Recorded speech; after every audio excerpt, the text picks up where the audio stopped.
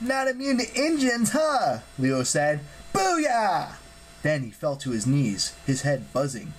After a few minutes, he realized that Piper was calling his name. Leo, are you alright? Can you move? He stumbled to his feet. He'd never tried to summon such an intense fire before, and it had left him completely drained. It took him a long time to get Piper down from her chains. Then together they lowered Jason, who was still unconscious. Piper managed to trickle a little nectar into his mouth, and he groaned. The welt on his head started to shrink. His color came back a little.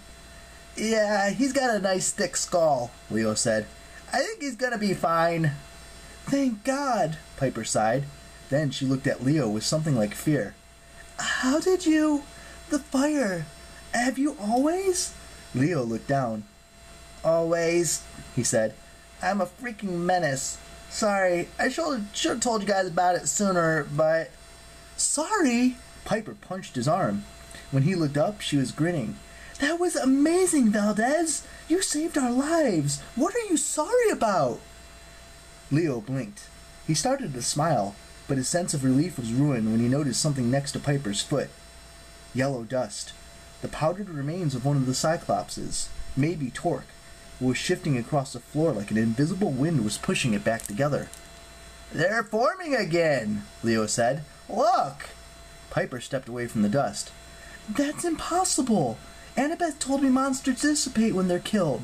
They go back to Tartarus and can't return for a long time. Well, nobody told the dust that. Leo watched as it collected into a pile, then very slowly spread out, forming a shape with arms and legs. Oh God! Piper turned pale. Boreas said something about this. The earth yielding up to horrors.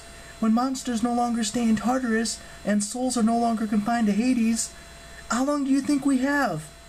Leo thought about the face that had formed in the ground outside. The sleeping woman who was definitely a horror from the earth. I don't know, he said, but we need to get out of here.